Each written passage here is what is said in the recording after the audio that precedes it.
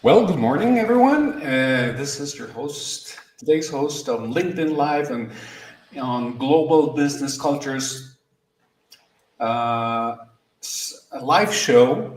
And today we're going to be having a very special guest who we're going to be having the honor of speaking with Malvin Delgado, who is the CEO and founder of Trust Well Energy. And in a minute, I'm going to pass on the mic to him so he can introduce himself. And of course, we have, of course, my fellow teammate and co-host, Luis Gonzalez. Hi, Luis. Uh, Hi, Carlos. Malvin, thanks for being with us. Absolutely. Yeah. A So pleasure to be here. Thank you. it's a pleasure to have you here, Malvin. So, all right. So let's get started, right? So, with Business Culture Matters, that's the name of the show, by the way. I forgot to mention that the name of our show, Business Culture Matters, right? So, sorry, it's usually Antoine, our another fellow teammate, who does the introduction, but Business Culture Matters, that's the name of the show. So, Malvin, you've built an impressive career spanning over about 3 decades across multiple continents. So, can you walk us through your journey from your early days to becoming CEO of Trust Well Energy and what initially drew you to international business? Sure. Thank you very much for the invitation. I think it's a true honor to be here and having the chance to speak to your community. Absolutely. It's been quite a journey. I feel really grateful for the experience I have along the way. I started out in the oil and gas industry in my home country when, where I got this strong technical foundation early on. As everyone, we start, working in the field. Back then, I was exposed to everything from exploration, refining, production of oil. I really had my clothes dirty with the field work, and I feel proud about that. So that really shaped how I understand and feel everything. In the business. Those were my formative years, I believe, filled with curiosity and hands-off experience learning. So then, after about 10 years, my first international experience came with Siemens in Germany, by the way. So I honestly feel that it was a bit of cultural storm for me. The German culture, and imagine, no, so Mhm. structured, precise, and then discipline was very different from what I was used to. By the way, but it left a huge mark on me. That's the truth. That experience also opened my eyes to what it means to work in a truly global organization. That Right. was kind of the second milestone. So very quick, I came back to Brazil, and you know what? That felt like a festival of cultures. It's such a brilliant, vibrant, diverse Yeah, country, almost like a continent itself, by the way. So the mix of right. language, behaviors, and regional difference taught me how to adapt quickly to Mm, a complex environment or multicultural environment. So that was intense, but also a lot of fun, by the way. Then, believe it or not, I jumped to the Middle East. So, and it was another turning point. So, living there changed the way I see the world, business there, and deeply.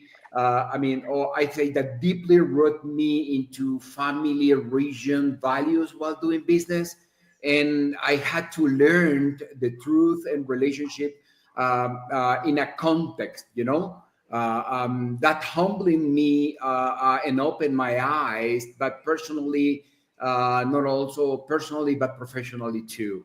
So finally, I came back to West, working across US and Latin America. And you know what? That was interesting how different we are in North and South. So we normally believe, no, that's easy, but no, we need to put eye on it if you want to succeed. So that kind of, took me eventually to Trustwell Energy, and understanding what I have learned was the base to build up a successful business now on. Great. So you mentioned that, well, you have worked across North America, Latin America, Europe, the Middle East. So what in that context, what were some of the most significant cultural challenges that you encountered early in your international career, and how did they shape your approach to global business? Wow, great question, Carlos. I think the most obvious challenge at first was language, okay? But isn't the first things you notice when you are working in a new country? But beyond the words, I believe what really challenged me early on were the difference in how people communicate and collaborate culturally. Okay, so for example, in some places, assigning task is very direct and structured. So you say you say so what needs to be done by when and how. In other cultures, that same conversation might be more about building alignment or reading between the lines. That's very unstructured. So if you are not tuned into these details, things can get lost in translation, even if everyone typically speak the same language, which more or less could be English. Another big one was how teams manage interdependencies and accountability. In Germany, for example, things were incredibly precise, okay? And everyone stuck close to process. So if this has to be done this way, expect to be done that way. So in Latin America, relationships and flexibility play a bigger role in how the work gets done. But in the Middle East, there's a strong emphasis on trust and family-like dynamics and such like that. So which definitely shape how people approach decisions in time. That's important. So that's kind of the main difference, I think. So language, culture, way of working, and how people interact each other in different regions. So even though they speak the same language, could be a huge difference. Okay.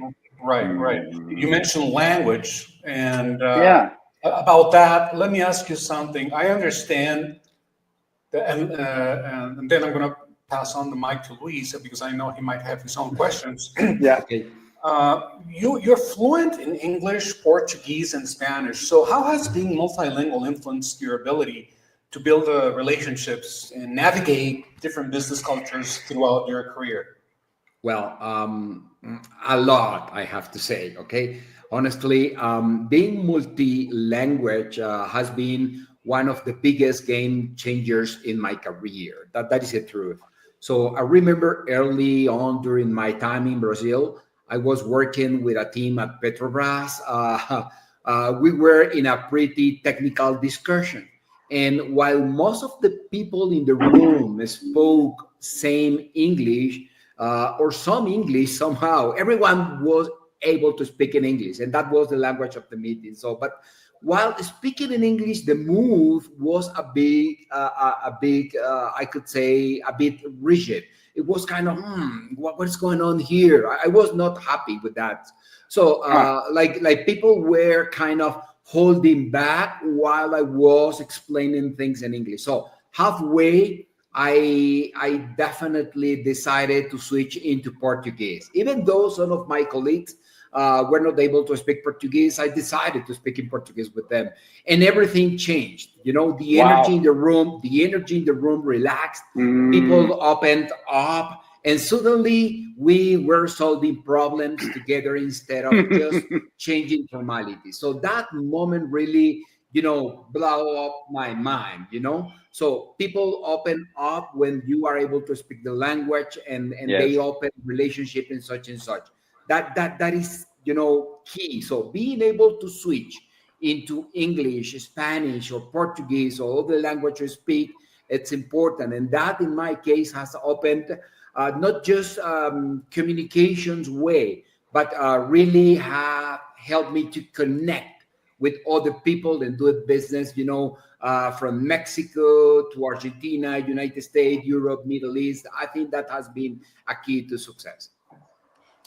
Wow. Awesome. Thank you. Luis? I have a question, but I just wanted to comment on that as well, that it's just amazing to hear. And I think in my experience, I may have experienced something similar where the people relate with you, you start to speak their language, and suddenly Absolutely. even though they spoke English, there was still some level of comfort there and just open things up, as you say, to put in your words. So it was very interesting. The question that I have is with regard to business development.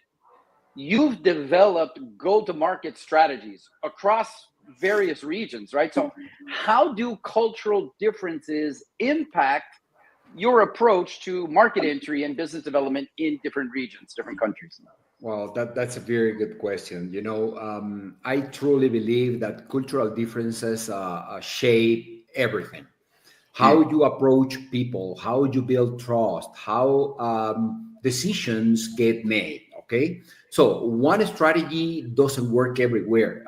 We almost know that. So even if a product or services is exactly the same, for example, in Latin America, relationships come first. It is a fact. So before talking numbers or signing anything, you often need to invest time in building personal trust. A coffee, a conversation about family, it all matters. If you skip that step and go straight into business, you might close doors without realizing it.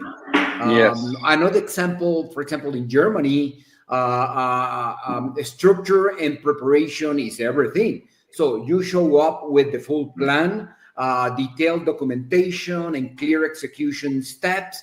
In contrast, if you are too informal, it can be perceived as unprofessional. But in the Middle East, I learned that respect and patience is key. So business often move at a different rhythm and understanding at a different pace, and understanding the importance of the hierarchy and traditions makes all different. So if you are in a hurry, you might miss the opportunity to close a deal. So when I am entering a new market and connecting to the Go strategy you mentioned in your question, so it always starts by asking, who am I talking to in terms of the market, the people you are dealing with? So what matters most to them? Then adapt, not by changing the value of what you are offering. No. I mean, changing how you respect them. That mindset has helped me to build long-term relationships and close many deals as quick as possible. That's my approach to that. Thank you I appreciate that. Yeah. So can you describe a situation where your cultural awareness gave you a competitive advantage, or maybe other international competitors, for example, bidding for the same project, for example? Good question. Absolutely. There was a time, and that's a long story, but I'm going to make it short for you. So I remember in the Middle East, there was a bidding process for an important project. And I remember, I was representing Siemens back then, and there were also important companies in the process. And there was this first meeting where you kind of make a presentation of your overall solution, and then how to solve the problem and the different benefits that the solution will bring. I remember that for a reason, I was not the first, or my team was not the first.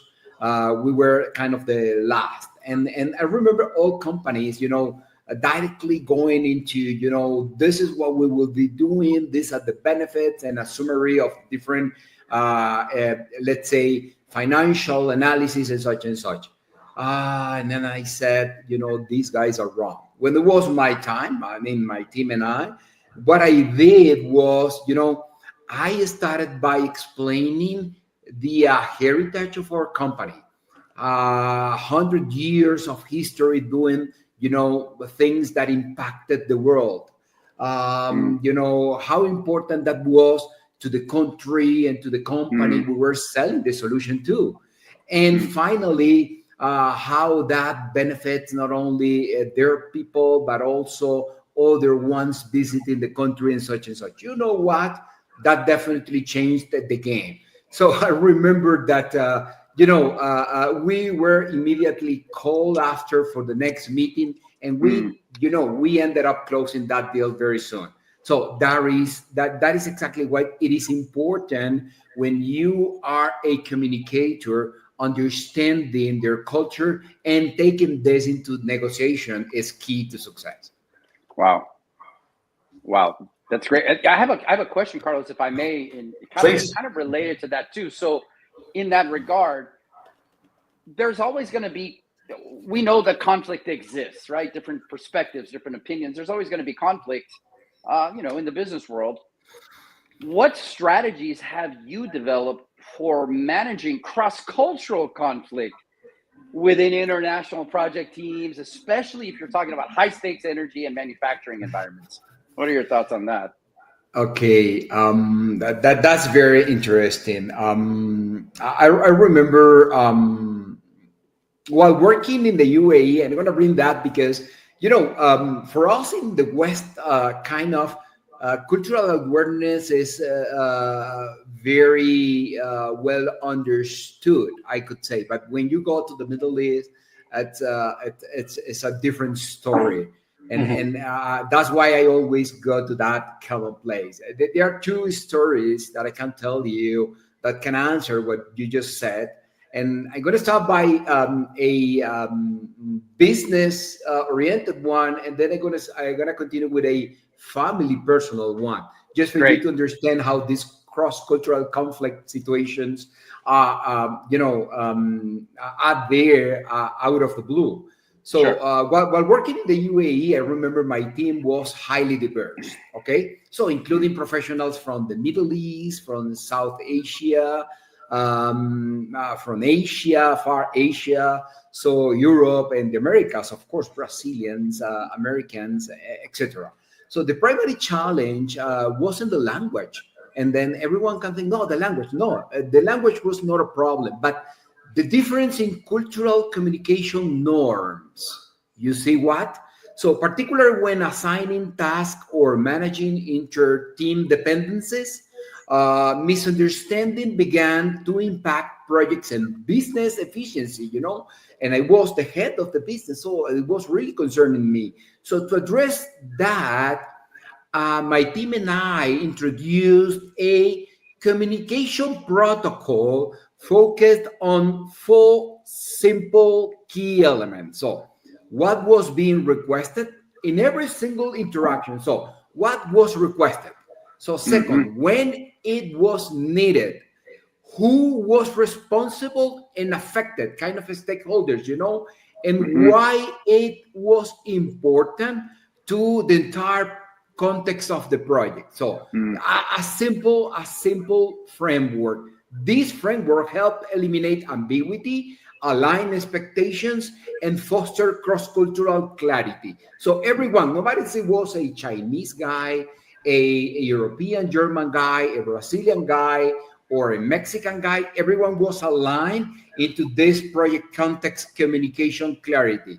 So as a result, collaboration improved significantly and successfully completed project under budget and time, and everything went well. This cross-cultural was, aligned into a common framework of, communication norms. That was in the work environment, but family, very quick.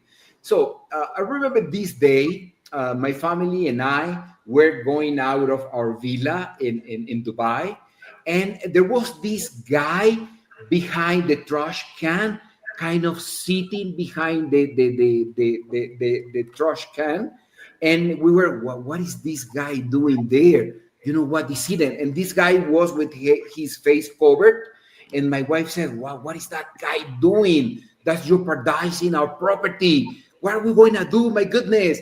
And then I was kind of, wow, surprised. And then we got into the villa immediately. And then after that, okay, now what we're going to do? The guy is there. And then we decided to go outside and went to the security area of the compound. And then I was telling the security guy, hey, you know what? There is a guy beside my villa in this suspect situation, behavior, blah, blah, blah. And the guy said, I don't understand what you're saying, sir. What you're saying, sir. So, this guy does not understand my English. And then I repeated the message. And the guy said, I do not understand. I said, no matter what, come with me to see that guy. When I was approaching back to my villa, there was a truck with kind of 10 guys, all of them with their face covered, disembarking the truck and entering into my villa for the side entrance. And then I said, what is going on here? And I saw a guy, that guy was doing my pool cleaning and my gardening. And I didn't know. You see what? Hollywood has been selling us. Yes. If you see a guy with a face cover, yes, it's a terrorist. Oh, the cliches, right? The cliches. Exactly. So those guys use that to protect from the dust. Sure. And that's the way that labor guy, the guy that do the gardening, the landscaping, that do the pool cleaning and such, that's the way they wear to protect from the environment. Yeah. But I didn't know. That was a cultural shock for me. You see? Wow. Yeah, absolutely. Wow. Really cool story. Interesting story. Malvin, we're coming up on time, unfortunately, and they say that time flies when you're having a great time, right? And this is no exception. So because of that, I'm going to have to ask you one final question is, let's say, let me put it this way. Looking back at your 3 decades, 30 years of international experience, business experience, what is the most valuable lesson about cultural or cross-cultural leadership that you wish you had learned earlier in your career, and how would that knowledge have changed your approach? Good question. Wow, that's a powerful question, Carlos. Yeah. There are a few lessons I wish to have understood more deeply from the start. One of the biggest is this. So business isn't always a sprint. Sometimes it is a marathon. In some cultures, deals move fast, In others, it might take months or even a year of building trust, aligning expectations, and understanding local interactions. So what I have learned is that you don't get to choose or to select the business pace. So the customer cultures does, okay? So if I had truly embraced that early on, I could have been more patient, I could say, more strategic, and definitely less frustrated in the early days. Another lesson, I believe, is this. Speaking language doesn't mean you speak the culture, okay? Good point. Speaking language doesn't mean you speak the culture. So I used to think that being multilingual was enough. And yes, it helped a lot, okay? But cultural fluency goes much deeper. It's about understanding values, unspoken rules, how people view authority, how they define trust. If I had, let's say, that understanding early on my career, I couldn't have navigated some negotiations and relationships the way I did, okay? Definitely effectiveness have changed over the time. So lastly, and that's important, listen to me, sometimes that's deeply personal. International business isn't a solo race, okay? You are running with your team and with your family, Okay. Mhm. So I have learned the importance of aligning your international team around the negotiation strategy, especially when cultural factors are in play. But just as important is making sure your family is on the journey with you. So when they are supposed to be in that line. So when your family, for example, your wife, support you, you are going to be better prepared to have a better performance there outside, Sure. and that is important. So if I could go back and tell my younger self things like that, so that could be fantastic. Awesome. That's a great answer. Yeah. Sheds point. a lot of light into those who are thinking of embarking in similar endeavors. Malvin, let me ask you something. If, for those who are watching right now, how can people get a hold of you and trust Well Energy? Absolutely. So I think that the best way is to get into our website, so trustwellenergy.com. Also through our LinkedIn profile. So there are communication information there, so contact numbers, emails, and such and such. But you know what? I am very active on LinkedIn, so you can go into my LinkedIn profile. It's Malvin Delgado directly, and I love to share experience I have had and gathered during my career. I post daily contents, and then I love interaction. So I believe that if you are able to support other people, so you are going to be successful in business. Absolutely, absolutely. And just so you know, if you're watching this, you can find down below, you'll see a ticker at the bottom sliding from left side to side. That's Trust Well Energy's website URL. And you can go there, click there, and reach out to Malvin and his company. That being said, Malvin, the only thing left for me to do is, of course, thank you big time. Thank you. On culture, business culture matters. And I want to remind everyone that to keep an eye on future episodes. There's going to be a bunch of them coming up with That's right. very, very interesting topics regarding all things global business culture. So with that being said, again, Malvin, thank you. And I have you and Luis. Thank you to Luis as ever. Thank you. The rest of you, you have a wonderful day. Thank you, Malvin, Carlos, thank you. Luis. See you next Appreciate time. this opportunity. Pleasure. Bye. Bye. Thank you.